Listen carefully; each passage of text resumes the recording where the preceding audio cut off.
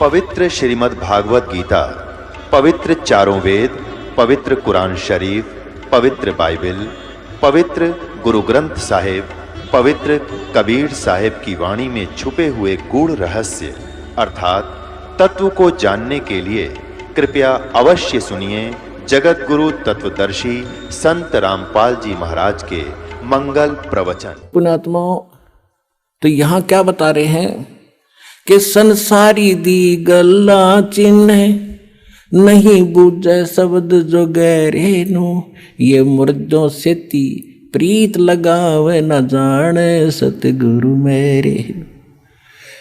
अब मुर्दों से ती प्रीत कैसे लगावे? कि बाबा था, गांव में रहता था, मर गया, उसकी समाधि बना दी, सारा गांव माथा टेकवा, वो खाक देगा। अब जैसे कोई वैद्य है, कोई डॉक्टर था और अच्छा जानकार वैद्य था, नाड़ी पकड़ के रोग बता देता था, दवाई जानता था, दे दिया, ठीक हो गया। और अब वो मर गया, मरने के बाद उसकी समाधि बना दी, उड़ा मूर्ति भी बना लो उसकी, और फिर वहाँ उससे माथा टेकने जा और दवाई लेने जा, वो खाक दवाई देगा। ऐसा ही वैद्य खोजना पड़ेगा जैसा वो था। और वो वैद्य आज सतलोक आश्रम बरवाला जिला हिसार में है, इस पृथ्वी पर नहीं है।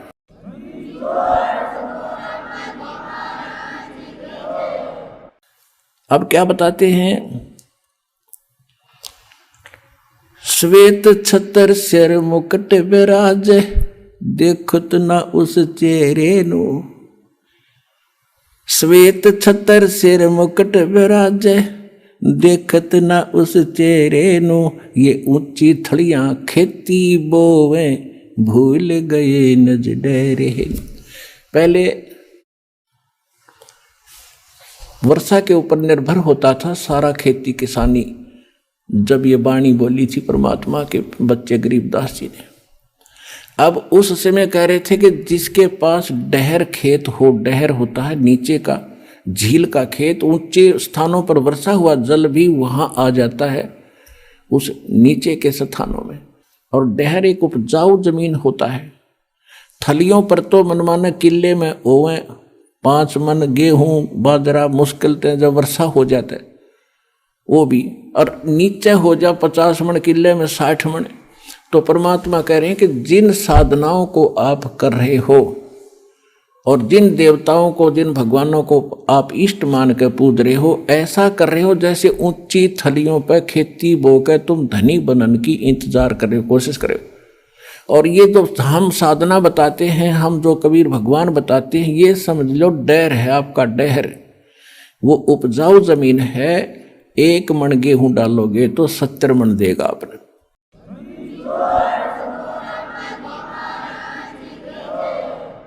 श्वेत छतर सिर मुकुट विराज, देखत न उस चेहरे नु। ये ऊंची थलियां खेती बोवे, भूल गए निज डेरे नु। ये संसार समझदा नाही, कहंदा श्याम दोपहरे नु। अपना आत्माओं देखो हमारे साथ कैसा हमारे साथ बना हुआ है। अब जैसे कोई रिलेटिव है, रिश्तेदार है, और कोर्ट में चला गया, कचहरियों में, आगे रिश्तेदार मिल गया, तो हम क्या करते हैं? हेलो, और ठीक हो, हाथ मिलाओगे, हाँ जी ठीक ठाक सब ठीक है। कचहरियों में ठीक ठाक का कोई से का काम नहीं, दोनों दुखी। कचहरियों में गया आदमी ठीक हो सकता है? क्या सताया हुआ या किसी ने सताया होगा? 100 चिंताएं होती हैं। आज पता नहीं गवाही की तारीख है, आज फलानी तारीख है, पता नहीं क्या होगा। परमात्मा कहते हैं आपने तो काल की भांग पी रखी है। जैसे कोई रिश्तेदार मेडिकल में, कोई बच्चा बालक बीमार है, मिलने जाते हैं रिश्तेदार, हाथ मिलाओगे और ठीक ठाक, हाँ पर ठीक है सब, बाकी हो बालक का तकलीफ गड़ी है, फिर खाक ठीक है, लड़का मरण हो रहा है, बोला वो और तो ठीक ठाक है। तो यहाँ परमात्मा कहते हैं तुम इस ठीक ठाक को समझ नहीं सके, ये ठीक क्या है यहाँ पर।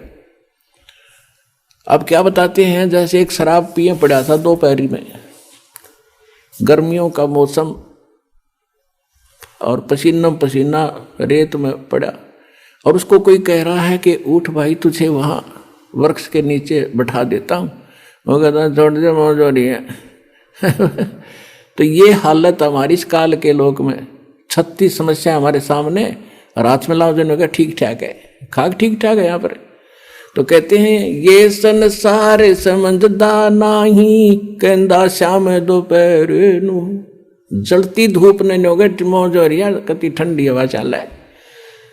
ये संसार समझदा नाही, कहंदा शाम दोपहर।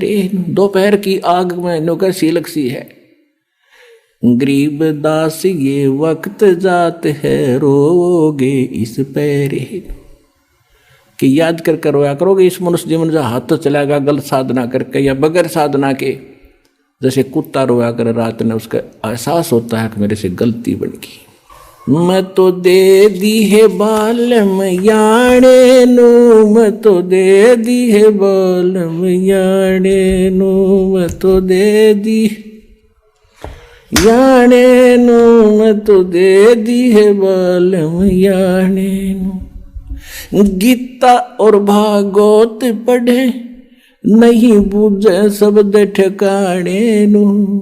गीता और भागवत पढ़े, नहीं बूझे शब्द ठिकाने नू। मन मथुरा दिल द्वारका नगरी, क्या फिर बरसाने नू। मैं तो दे दी, मैं तो दे दी है बालम याणे नू। जब फुरमान धनी का आवे, को राखे घर जाने नू। जब फुरमान धनी का आवे, कौन राखे घर जाने नू। जा सतगुरु का शरणा लीजे, मेटे जम तल बाणे नू। मैं तो दे दी, मैं तो दे दी है बालम याणे नू। मैं तो दे दी है बालम याणे नू। उत्तर दक्षिण पूरब पश्चिम, फिरदा दाणे दाणे नू। उत्तर दक्षिण पूरब पश्चिम, फिरदा दाणे दाणे नू। सर्व कला सतगुरु साहेब की, हरि आए हरि आणे नू। सर्व कला सतगुरु साहेब की, हरि आए हरि आणे नू। मैं तो दे दी है बालम याणे नू। मैं तो दे दी है बालम याणे नू। जम किंकर का राज कठिन है, ना वो छोड़े राजा राणे नू। जम किंकर का राज कठिन है, नहीं छोड़े राजा राणे नू। या दुनिया दा जीवन झूठा, तुम भूल गए मर जाने नू। या दुनिया दा जीवन झूठा, भूल गए मर जाने नू। मैं तो दे दी याणे नू। मैं तो दे दी है बालम याणे नू।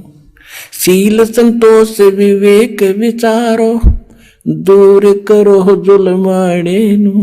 शील संतोष विवेक विचारो, दूर करो जुलमाणे नू। ज्ञान दराज ध्यान दी तुरिया, कोई जाने पान रसाणे नू। मैं तो दे दी है बालम याणे नू। मैं तो दे दी है बालम याणे नू। मैं तो दे दी। महल कपाट सतगुरु ने खोले, अमी महारस खाने नू। महल कपाट सतगुरु ने खोले, अमी महारस खाने नू। गरीब दास सुन भंवर उड़ावे, गगन मंडल रम जाने नू। मैं तो दे दी है बालम याणे नू। मैं तो दे दी है बालम याणे नू। अब क्या बता रहे हैं गरीबदास जी? गीता और भागवत पढ़े, ना बूझे शब्द ठिकाने नू। गीता पढ़ते हैं, भागवत की 7-7 दिन कथा सुनते हैं। उसमें क्या कथा है? शर्म आवा मनी और बड़े रुचि से पढ़ा करते थे। ऐसी बेहुदी बातें उसमें लिखी हुई हैं। सभ्य समाज में पढ़ कर सुनाने में भी उसमें करैक्टरहीनता, चरित्रहीनता आती है। और उसने पढ़े, कहते गीता पढ़े, और गीता में ज्ञान क्या लिखा है कह का नहीं पता। गीता और भागवत पढ़े, नहीं बूझ शब्द ठिकाने नु, यानी ठीक जो सत्य ज्ञान है उस मंत्र को ये नहीं पूछ रहे हैं। अब क्या बताते हैं, जब फुरमान धनी का आवे को रख घर जाने नु, और जा सतगुरु का शरणा ले लो, जो मेटे जमतल बाणे नु मैं तो दे दी। अब क्या बताते हैं कि जब तुम्हारा समय पूरा होगा मनुष्य जीवन, अब यम के दूत आपको लेने के लिए आएंगे। आप चाहे शिव के पुजारी हो, चाहे विष्णु के, चाहे माता दुर्गा और किसी के भी, चाहे ब्रह्म के और चाहे पर ब्रह्म के, आपको कोई नहीं रोक सकता। उस समय आपको जाना ही पड़ेगा। और यदि आप परमेश्वर कबीर जी की शरण में इस दास के माध्यम से आ जाओगे, परमात्मा उसको भगा देगा, छोड़ो अब ये मेरा बच्चा है, तुम इसमें कुछ नहीं मानते।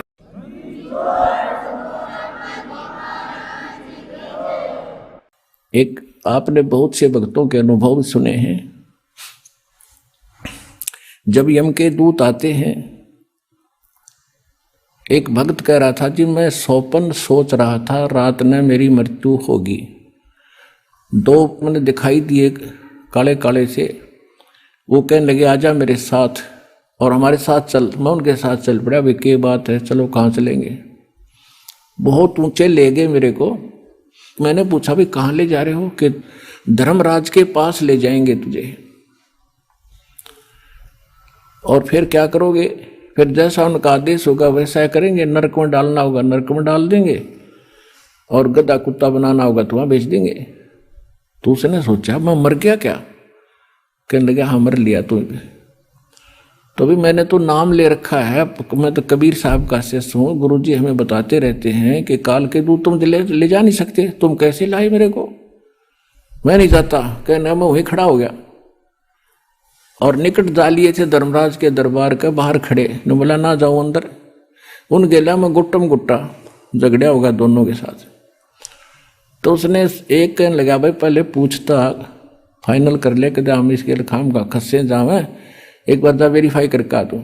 वो उसके मेरे पास एक रह गया, एक अंदर गया, और उसने जाकर पूछा जी ऐसे ऐसे एक व्यक्ति को लाए हैं जैसा आपका आदेश हुआ था, और वो कहता मैं तो नाम ले रखा है। और कबीर भगवान से परमात्मा का कहते वो बैठा था दाढ़ी सी वाला बड़ा सा आदमी, दिखा बोला मेरे को झांकी में गए। उसने उठा के देखी भाई घनी उलट सुलट कर कहने बोला रे कित लिया इसने, मन ने भी मरवाओगे तुम, छोड़ के आओ इसको तो वापस।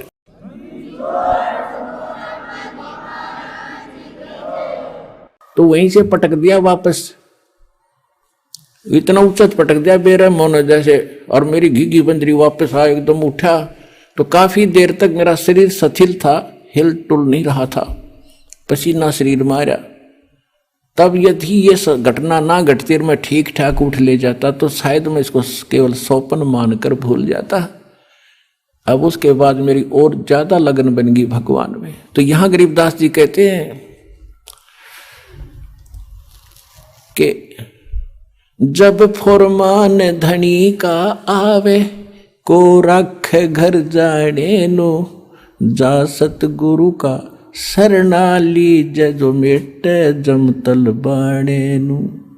जो जम का तलबाना यानी जो आदेश आता उसको कैंसिल कर दे, भाग जाओ, ये मेरा भक्त है, मेरी मर्जी से ये यहाँ से जाएगा। कहते हैं ऐसे सतगुरु की शरणा लो। उस परमात्मा की कृपा से ये दास रामपाल दास के पास वो मंत्र वो शक्ति है भगवान की दी हुई।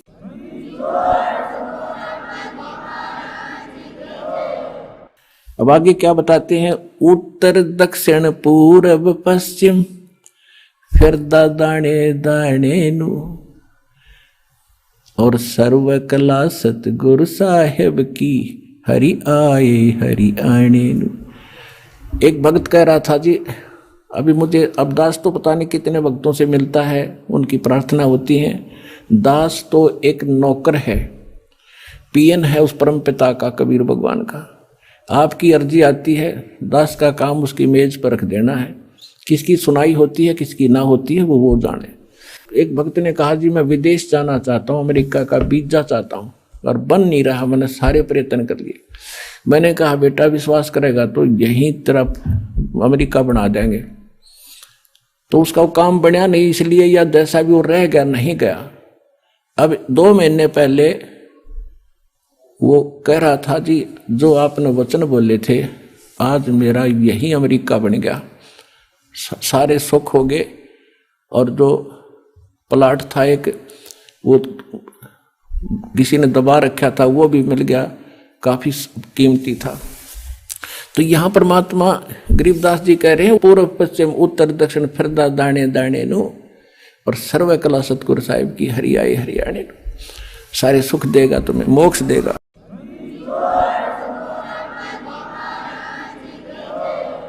मैं तो दे दी है बाल में गूंगे नु, मैं तो दे दिए बाल में गूंगे नु।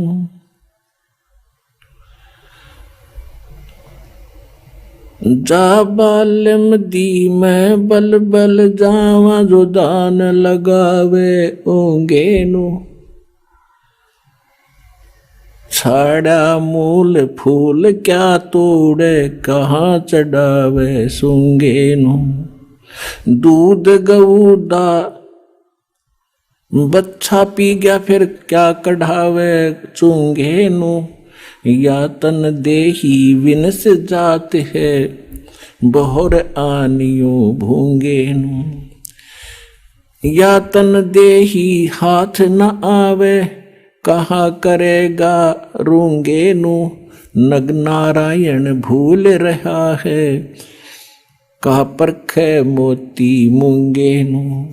गरीब दास यों साखा सुख है, बीज न बोया ढूंगे नु। अब ये बिल्कुल हरियाणवी लैंग्वेज में ये शब्द है गरीबदास जी का कि मैं तो दे दी बालम गूंगे नु। यानी इसको जब सही मतलब की बात होती है तो ये साथ नहीं देता, वो बकवास करें जाएगा, बटपट बोलें जा और मंत्र करें तो पता नहीं कहाँ कहाँ घूमने लग जाएगा। इस मन के बारे में कहा है। फिर क्या बताते हैं कि जा बालम दी बल बल जावा, जो ध्यान लगावे ऊंगे नु।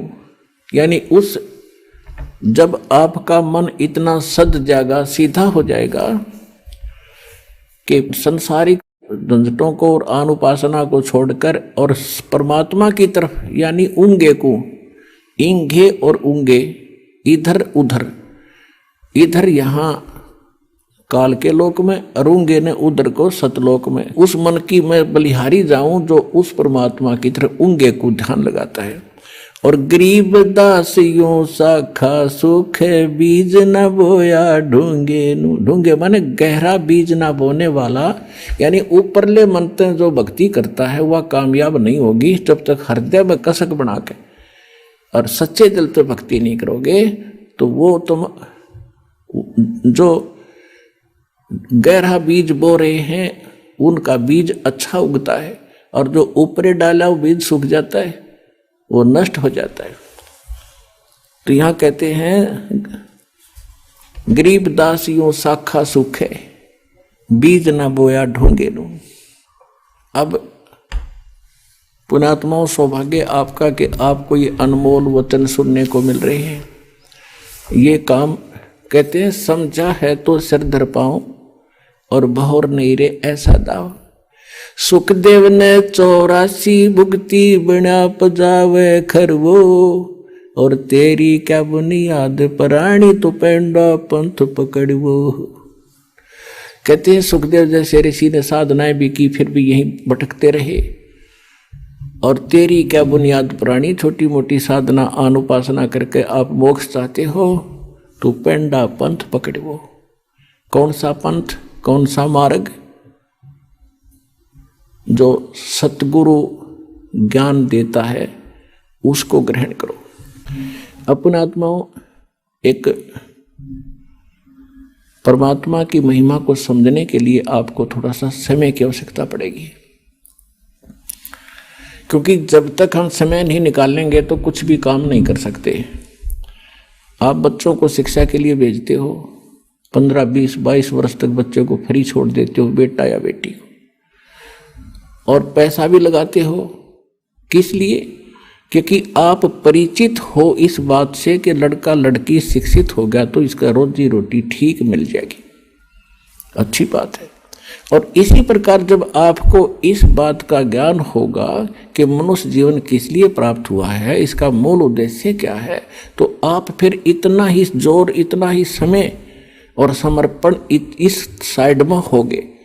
और उधर जैसे लड़के पढ़ गए, खूब MA BA PhD CA कर लिया और नौकरी कौन सी सबको मिलेगी, और फिर भी हम पढ़ा के छोटे बच्चों को, तो कहने का भाव ये कि उसमें हानि भी हो सकती है। और फिर भी इतना हम प्रयत्न कर रहे हैं तो इसमें हानि हो ही नहीं सकती।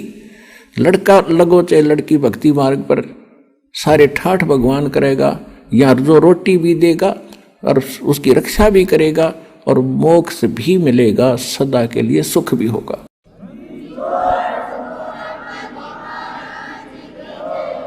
अब जैसे ये दास देख रहा है, छोटे छोटे बच्चों को लेकर के माताएं यहाँ पर पहुंच रही हैं इतनी गर्मी और सर्दी के अंदर, और कितनी कितनी दूर से आते हैं। ट्रेन के अंदर कितनी भीड़ होती है, सारा साथ 2-2 दिन लग जाते हैं। दूर से आने वालों के 24-25 घंटे लग जाते हैं, 20-20 घंटे लग जाते हैं। तो ये क्यों आ रहे हैं? जैसे किसान, खासकर हरियाणा क्षेत्र में हम देखा करते थे, हमारे पिताजी और अन्य गांव के लोग, रात्रि के समय जैसे आज कितनी सर्दी है, जनवरी में कितनी सर्दी होती है, और खेत में किसान का नहर से पानी का नंबर आ जाता है रात के 12 बजे, जनवरी का महीना, और शीत लहर चल रही होती है। अब हम तो कमरे बंद करके खिड़की द्वार सारे रजाई ओढ़ कर सोना पड़ता है कि ठंड ना लग जाए, और किसान एक कंबल खेस ओढ़ के और खेत में पहुंच जाता रात के 12 बजे उसी शीत लहर में। वो बिल्कुल आलस नहीं करता, और जब उसके नंबर आता है नहर से पानी लगाने का, उस कंबल खेस को भी उतार के नीचे रख देता साइड में, और जल के अंदर घुटनों पानी में बढ़कर कस्सी से वो पानी बंद करता है। अब वो किस लिए कर रहा है ऐसा काम, उसको मालूम है कि यदि आज मैं सिंचाई करने नहीं गया और मेरा नंबर कट जाएगा, फिर ये नंबर मिलेगा नहीं, इतने मेरी फसल सूख जाएगी और मेरे बच्चे भूखे मर जाएंगे, मैं निर्धन हो जाऊंगा। क्योंकि किसान उस प्रोसेस से, उस प्रोसीजर से पूर्ण परिचित है, इसलिए वो ना ये देखता तेरा नमूनिया हो जाएगा, रात के समय ये भी नहीं देखता कोई सांप काट जाएगा, नहीं, वो काम करके छोड़े तो सफल हो गया। इसी प्रकार यहाँ वही आ सकते हैं जो उस किसान की तरह इतने प्रभावित हो चुके हैं और संतोष हो चुका है और उनको पूरा ज्ञान हो चुका है कि यो काम तब करना ही पड़ेगा, चाहे मरे चाहे जीवे। पर भगवान के भगत मरा नहीं करते, जिया करते हैं और सदा सुख मिला करते हैं।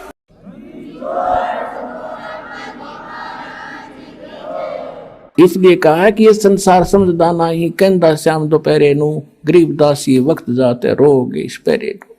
समझा है तो सिर धर पाओ और बहुर नहीं रह सदाओ। अपने भाई बहनों को भी समझाओ, सारे संसार में ज्ञान फैलाओ, सारा विश्व सुखी होगा, सबको मोक्ष मिलेगा। ये वो टाइम आ गया है।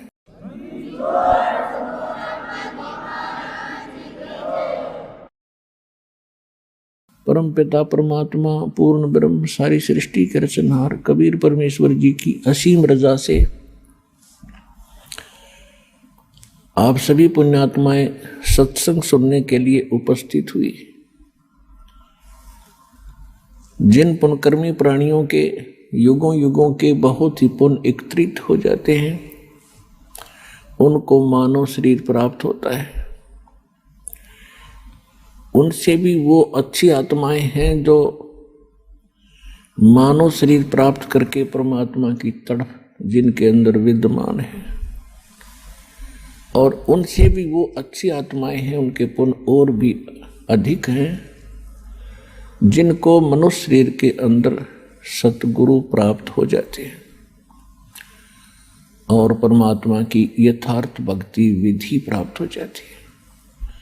तो आप सभी पुण्यात्माएं उस श्रेणी की हो जैसे गुड, बेटर, बेस्ट, आप वो बेस्ट कर्मों वाली आत्माएं हैं जो सतलोक आश्रम बरवाला से दीक्षित हो चुके इस दास से। आपके कर्मों का आपको ज्ञान नहीं, क्योंकि लाल की कीमत को लाल नहीं जानता, जोर ही बताता है ये कितनी कीमत का है। आप वो आत्मा हैं परमात्मा जिनके लिए युगों से भटक रहे थे। गोता मारूं स्वर्ग में जा बैठूं पाताले,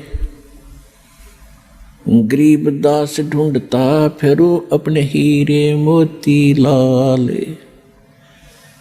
कबीर साहब गरीबदास जी को बता रहे हैं परमात्मा के गरीबदास, मैं भटक रहा हूं अपनी प्यारी आत्माओं को, जो भी कभी मेरे शरण में आई हैं उनके साथ मेरा एक विशेष कनेक्शन हो जाता है।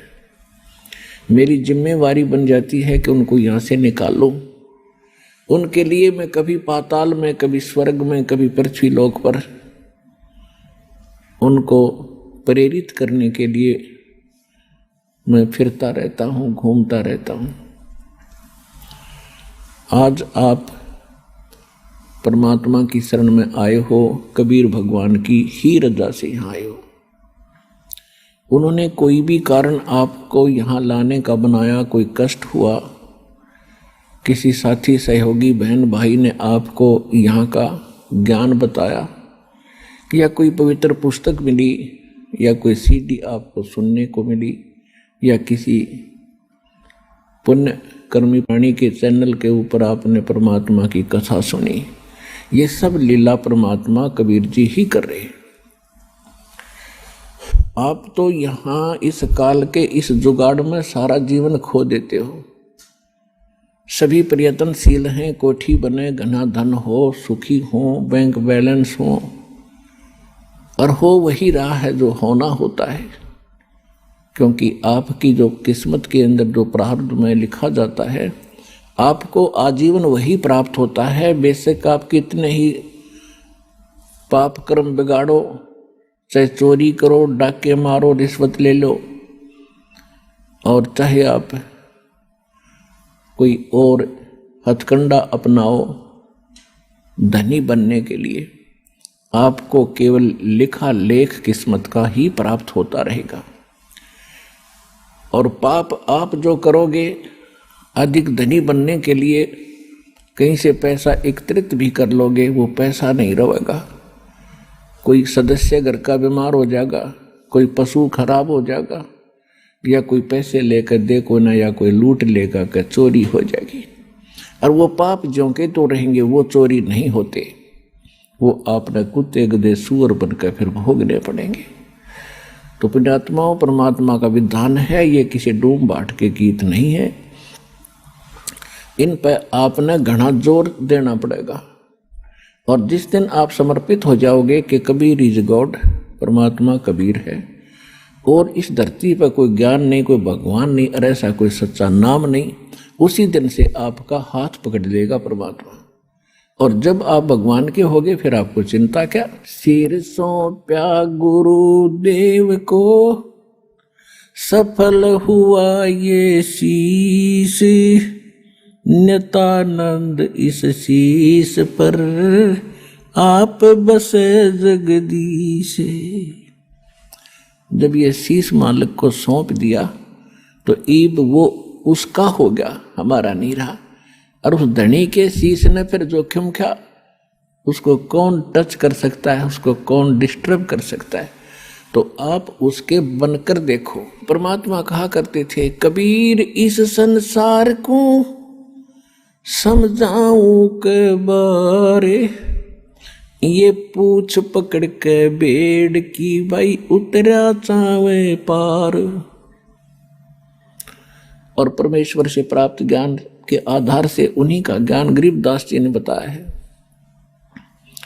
बेड़ पूछ को पंडित पकड़े, ये बादो नदी बिहंगा, गरीबदास वो भवजल डूबे, जा नहीं साध सत्संगा।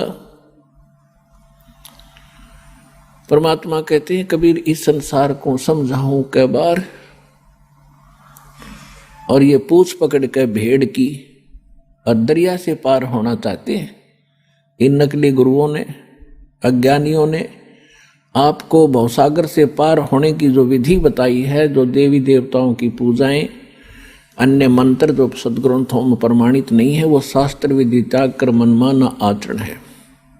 वो साधनाएं जो आप कर रहे हो वो तो ऐसी हैं जैसे कोई मूर्ख और किसी भोली आत्मा को सलाह दे दे जो दरिया से पार होना चाह रहा हो, उसको ये कह दे कि ये भेड़ पकड़ ले, इसकी पूंछ पकड़ कर दरिया में घुस जा, ये तुझे परले पार कर देगी। आपको खूब पता है वो भेड़ की पूंछ पकड़ कर पार नहीं हुआ जा सकता। उसके लिए तो एक सुदृढ़ नौका चाहिए और फिर उसमें खेवट चलाने वाला भी ठीक आदमी, एक्सपर्ट हो, तब पार हुआ जाता है। तो परमात्मा कहते हैं कि ये भोली आत्माएं साधना तो शास्त्र विरुद्ध कर रही है और सभी बात करते हैं ऊपर पार होने की। इसी प्रकार गरीबदास जी कहते हैं कि भेड़ पूछ को पंडित पकड़े। ये विद्वान पुरुष गुरु लोग साधना शास्त्र विरुद्ध कर रहे हैं, वो भेड़ की पूंछ पकड़े बैठे हैं। और भादो नदी बिहंगा, भादवा के अंदर बहुत ज़्यादा वर्षा होती है और दरियाएं एक विशेष रूप धारण करके और फ्लो होकर चलती हैं, बड़े भयंकर पानी ले करके। तो कहते हैं उसमें से पार होना है आपने, और उसके लिए आप भेड़ की पूंछ पकड़े बैठे हो। गरीबदास व भवजल डूबे जा नहीं साध सत्संगा, कि जिनको सतगुरु का सत्संग नहीं मिला वो भवसागर में डूब जाते हैं गलत साधनाएं करके।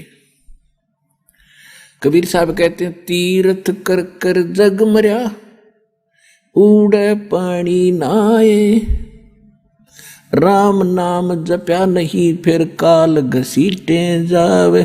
कहते गंगा काठे घर करो, गंगा किनारे घर करो, और चाहे पीवो निर्मल नीर, मुक्ति नहीं सतनाम बिना, यों कह रे साहिब कबीर।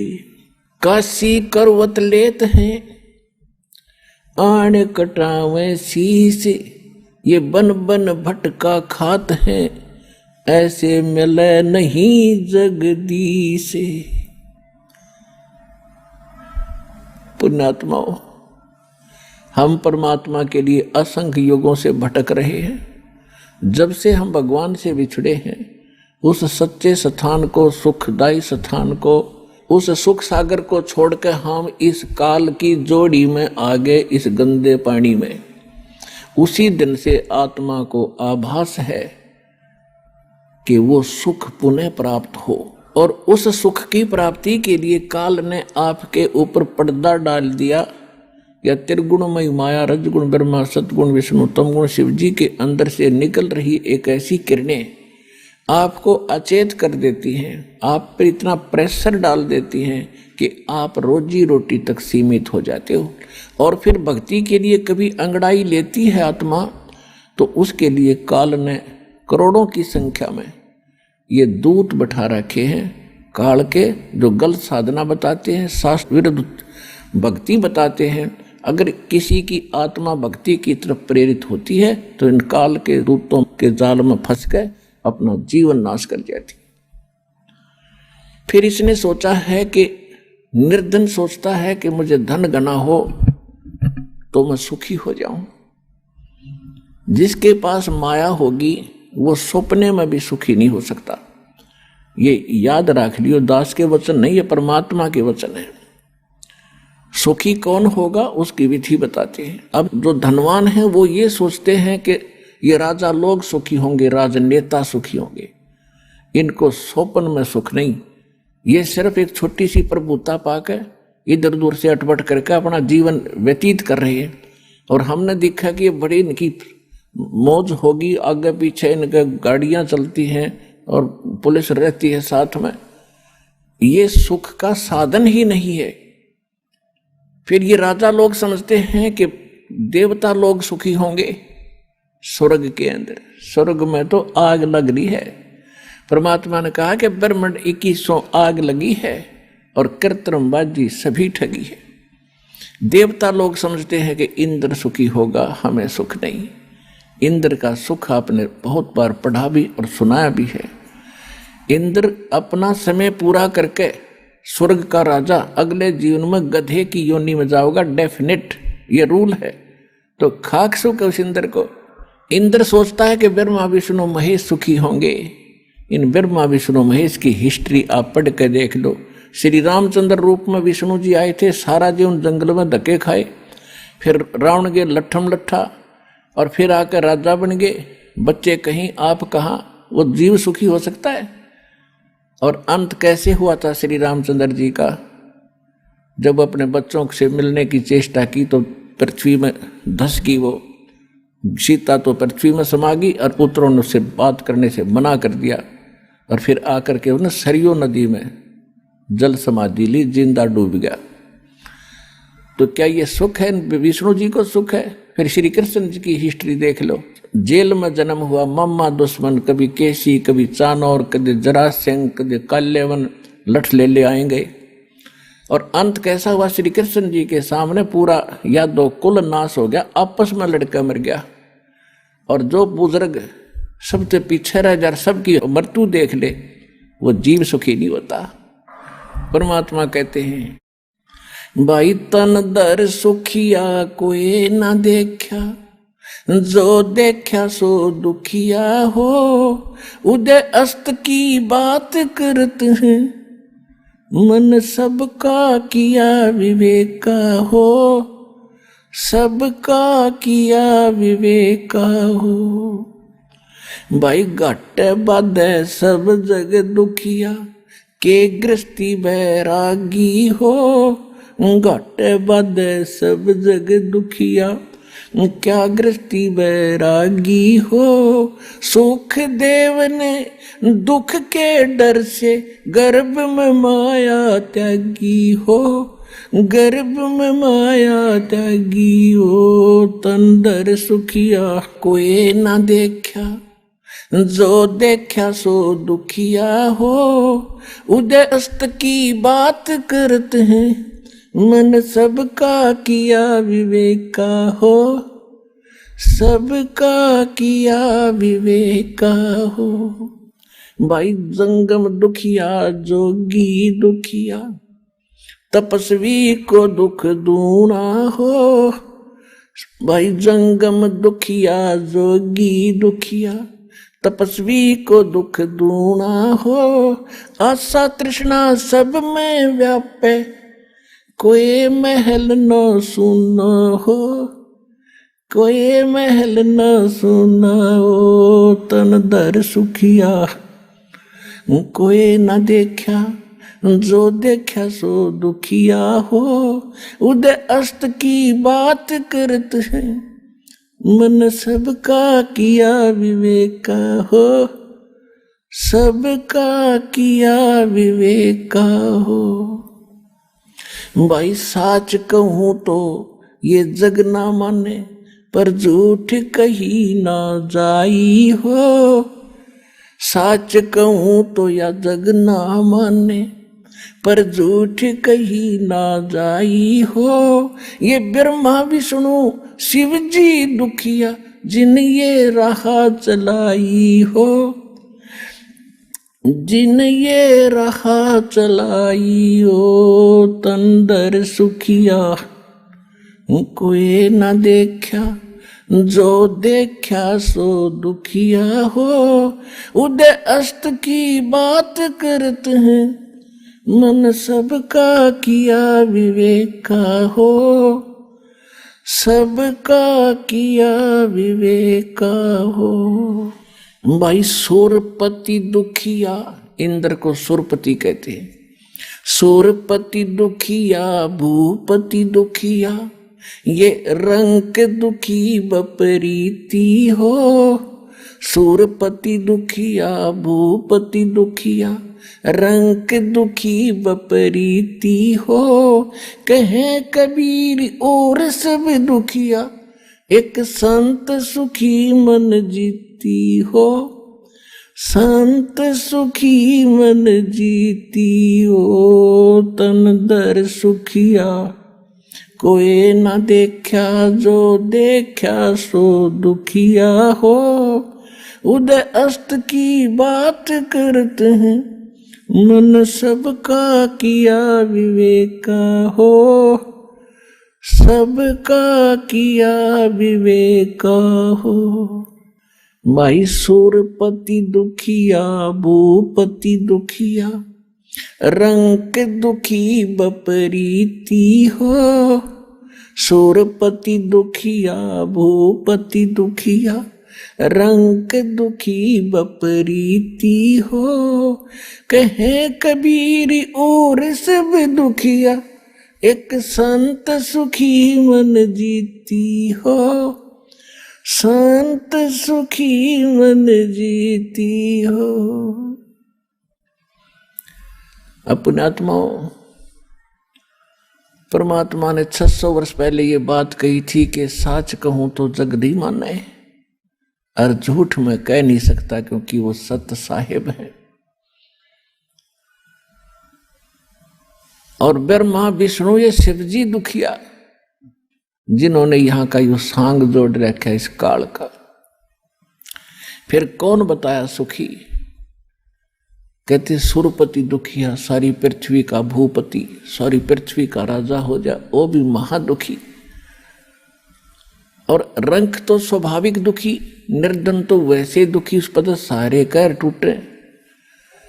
तो परमात्मा कहते हैं, कह कबीर और सब दुखिया, एक संत सुखी मन जीती हो। संत कोई, संत माने संत सोए दो सीधा चले, सत भक्ति करे, सच्चा नाम जाप करे, वो सारे साधु और संत होते। साध संगत उन्हीं को कहते।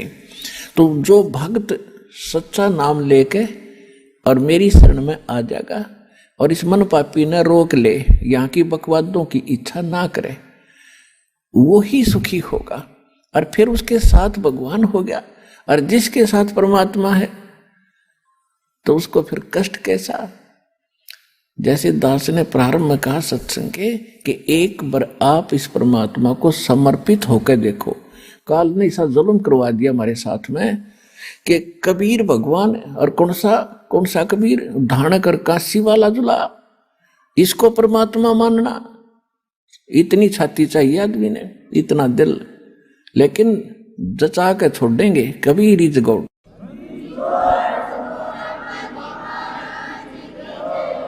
तो कबीर परमात्मा को भगवान सिद्ध करना और उसको हृदय में जचाना, इसने जुल्म कर दिया हमारे साथ।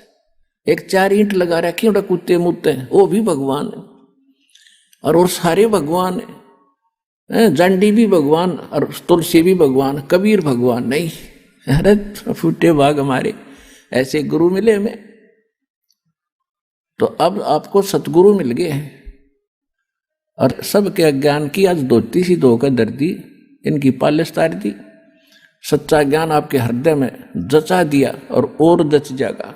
9 मन सूत उलझिया, ऋषि रहे जख मारे, सतगुरु ऐसा सुलझा दे भाई, उलझे न दूजी बारे। परमात्मा खेल तो सारा आप ही कर रहे हैं, स्वयं ही वो सतगुरु हैं, स्वयं ही वो परमात्मा है।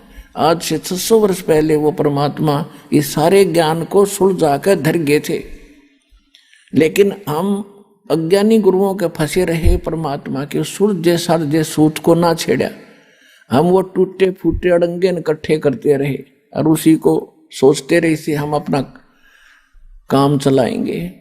तो परमात्मा कहते 9 मन सूत उलझिया, 1 किलो सूत, 1 सेर सूत जो कच्चे धागे होते हैं, अगर वो उलझ जाना, जुलाई का सारा दिन व्यतीत हो जाता था उसको सेट करने में। और जब वो टूट जाए, उसमें गांठ पड़े और गांठ लग गई तो कपड़ा बना कर देते थे, तो वो उलाने देते थे, आधी कीमत देते थे कि इसका 6 तो गांठ लगा दी इतने, हम नहीं देंगे इसके पूरे पैसे। इसलिए दुल्हाओं के सामने वो सूत उलझ जाना सबसे बड़ी समस्या होती थी। उसको सुलझाए बिना वो अपना काम नहीं कर सकता, रोजी रोटी चले नहीं। और परमात्मा कह रहे ये तो 9 मन सूत उलझा के धर दिया इन अध्यात्म मार्ग का। तो फिर उनसे पूछा कि परमात्मा फिर ये सुलझाएगा कैसे? तब कहा था सतगुरु ऐसा सुलझा देगा, उलझे न दूसरी बार। अब इस कलयुग में अध्यात्म ज्ञान नहीं उलझ सकता। कोई भक्ति करियो चाहे मत करियो, वो उसका भाग्य और दुर्भाग्य साथ होगा, ऐसा बना दिया है।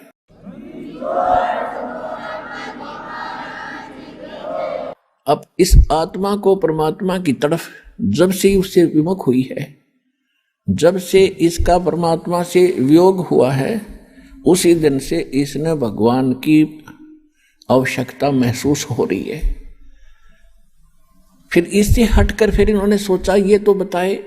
फिर इस आत्मा ने सोचा कि जंगलों में भगवान मिलेगा, वहां भी राजपाट त्याग कर चले गए। फिर पता लगा कि संत रूप में परमात्मा कभी भी कहीं भी प्रकट हो जाता है। और हम सुना करते थे, एक साधारण सी बात थी कि अभी भगवान पता ना किस रूप में आ जा।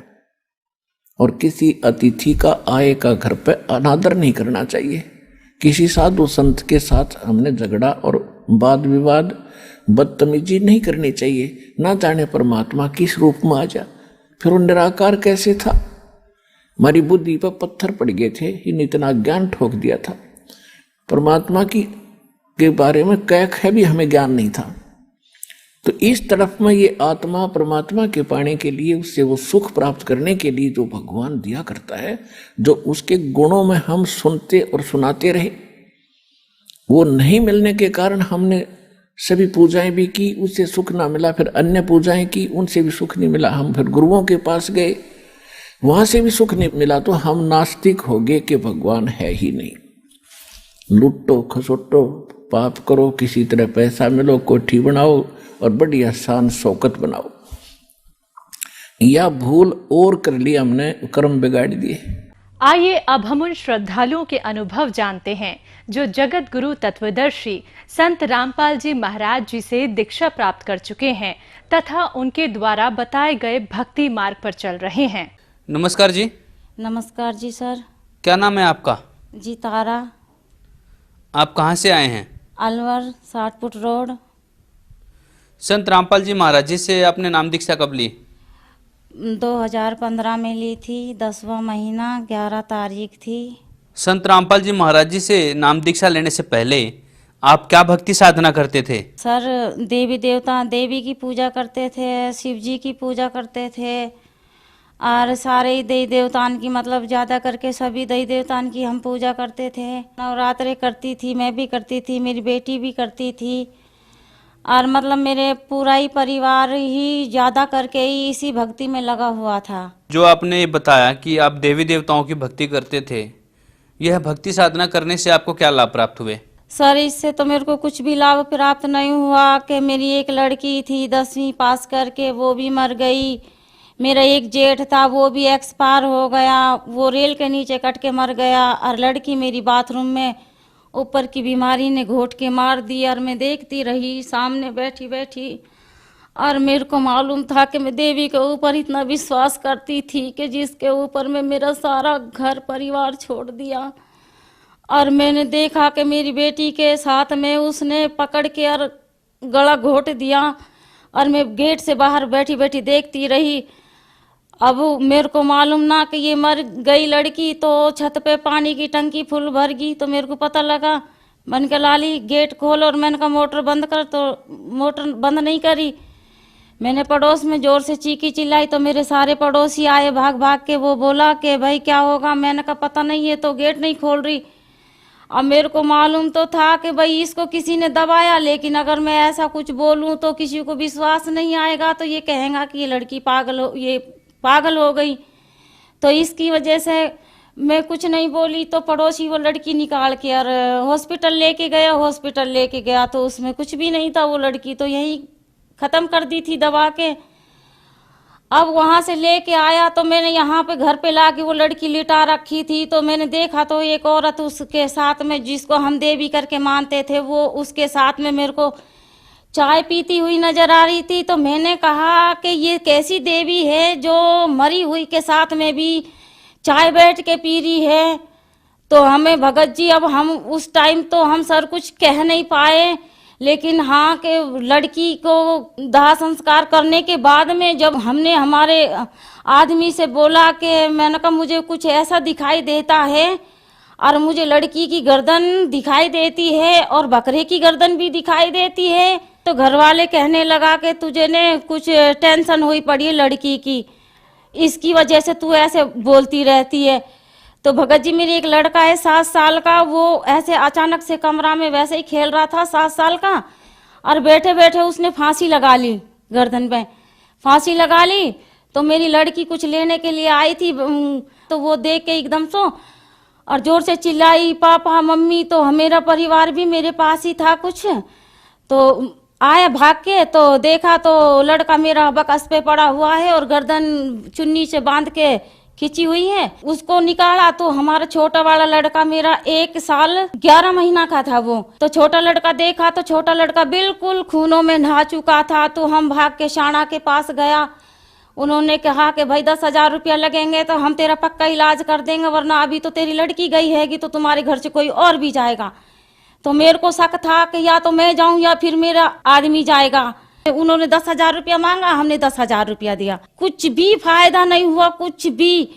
उसके बाद में हमारे पास एक भगत जी आता जाता था, लक्ष्मण भगत जी, तो उन्होंने कहा कि आप हमारे गुरुजी का नाम ले लो। मैंने कहा भैया हम तेरे गुरु का नाम कैसे ले, मैं अब हम दई देवता कैसे छोड़े। तो बोले तो तुम क्यों, तुम्हारे ऊपर इतनी बुरी परेशानी आ रही हैगी कि वो हमारे घर पे आते जाते रहते, वो उनको सारी बात का मेरे घर का पता, हम उनको कुछ बात भी नहीं बताते थे, तो वो हमारे घर पे आके चुपचाप ही बैठ जाते थे और मैं कुछ नहीं बताती थी उसको कि भाई हमारे घर पे कोई सियाना तांत्रिक आएगा, मैं कुछ नहीं बताती थी।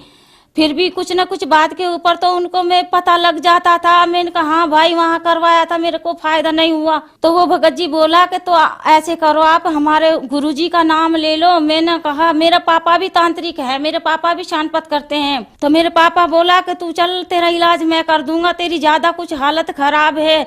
तो मेरी सर ऐसी हालत हुई पड़ी थी कि ना मैं खाना खा सकती, ना मेरा बड़ा लड़का खाना खा सकता था। मैं ये कहती थी कि परमात्मा मेरे को 2 गास में रोटी खा लूं तो कम से कम मैं पानी तो पी सकूं, लेकिन मैं 2 गास रोटी भी नहीं खा पाती थी। तो मेरा पापा और मेरी मम्मी आई, मेरे को साथ में मुबारकपुर लेके चली गया। अब मेरे को इलाज करने लगा तो मेरे पे तो कुछ असर ही नहीं पड़ता पापा का कि भाई क्या कर रहा है। मैं जोर जोर से चिल्लाती और जोर जोर से ये रोती कि भाई मेरे को कोई बचा लो, अरे मेरे को कोई बचा लो। मैंने सर ये भी कह दिया था कि अगर कोई मेरा घर मकान लेना चाहता है तो मैं मेरा घर मकान भी दे दूं, लेकिन मेरे बच्चों की मेरी जिंदगी बच जाए, मैं किराया में मेरी जिंदगी निकाल लूंगी। मेरी लड़की तो गई, लड़की जाने के बाद में दूसरी लड़की अब मेरी 12वीं में है। वो लड़की भी मेरी वही बात बोलने लगी जो लड़की मेरी बड़ी वाली बोलती थी। बड़ी वाली लड़की मेरी बोलती थी मम्मी आप टेंशन मत करना, मैं मरूंगी। मैंने कहा नहीं बेटा ऐसे नहीं बोले करते। जब वो ऐसी बात बोलती थी तो मेरा बड़ा दिल घबराता था। मैंने कहा ये मेरी बेटी मेरे साथ क्या बोलती है। मुझे क्या दिमाग में आता था कि आप कहीं कोई गलत लाइन तो नहीं है आपकी जो आप ऐसे बोलते हैं। बोले नहीं मम्मी तू पागल है, मैं ऐसा कभी नहीं सोच सकती। तो बेटा आप ऐसे क्यों कहती हो, हमें मालूम नहीं था कि भाई इसके कुछ ऊपर की बीमारी आती है और वो आके बोलती है। तो मैंने कहा नहीं बेटा ममता मैं तेरे बिगड़ जी नहीं पाऊंगी।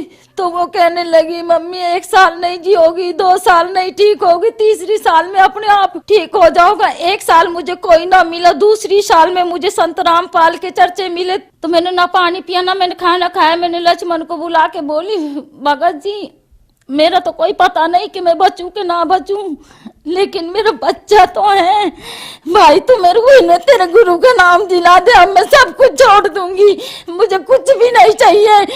तो लक्ष्मण भगत मेरे को जयपुर लेके गया था। भगत जी हमारे पास में 1 रुपया भी नहीं रहा था, क्योंकि हम सान आन के दे दे के बिल्कुल दुखी हो गए थे। फिर हमें लक्ष्मण भगत लेके और वहां पे वो खुद ही तो पैसा ले दिया उसने और हमें खुद ही जयपुर लेके गया। जयपुर में हमें नामदान दिलाया। हम ऐसे हाथ पैर हो गए थे भगत जी, मेरे बेटे का भी और मेरे भी। और अगर मैं ऐसी खड़ी हो जाती तो मेरे सूट और सलवार निकल के ट्रेन में गिर जाती थी।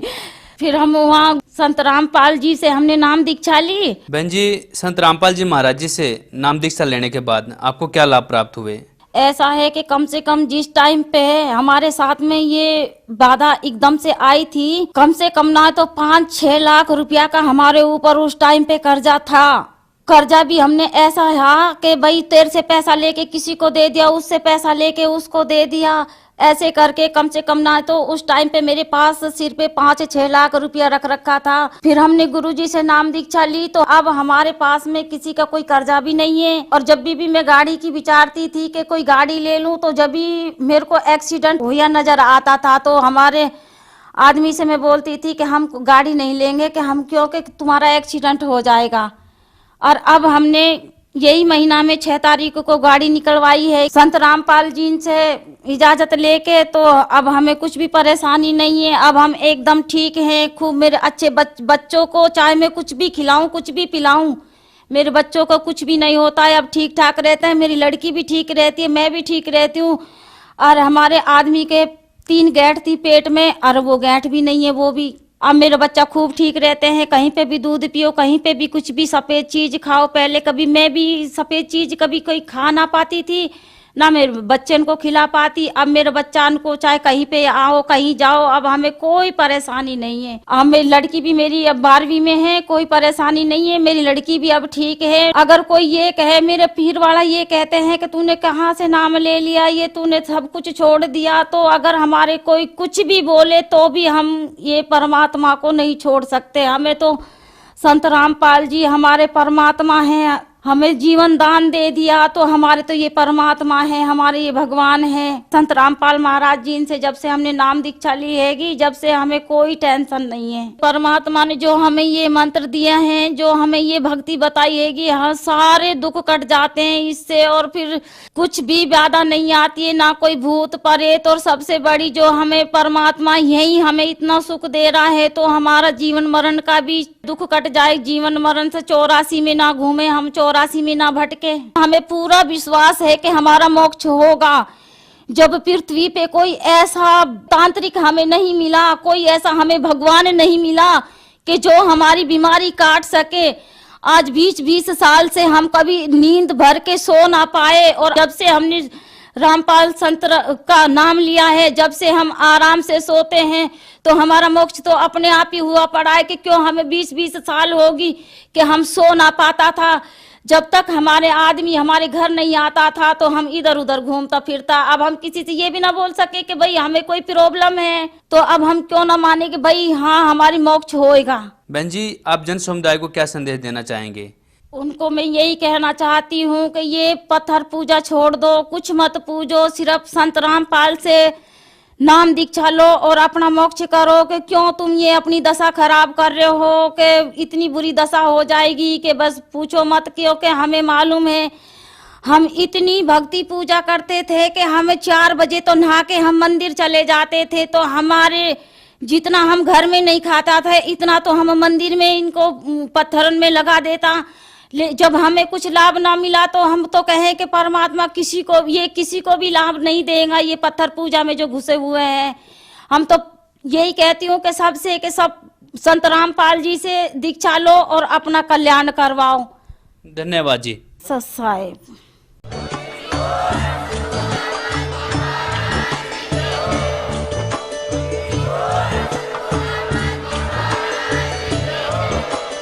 आप सुन रहे थे जगत गुरु तत्वदर्शी संत रामपाल जी महाराज जी के मंगल प्रवचन। अधिक जानकारी के लिए विजिट कीजिए हमारी वेबसाइट www.jagatgururampalji.org। संत रामपाल जी महाराज जी के शुभ आशीर्वाद से पूरे विश्व भर में 500 से भी ज्यादा नाम दीक्षा केंद्र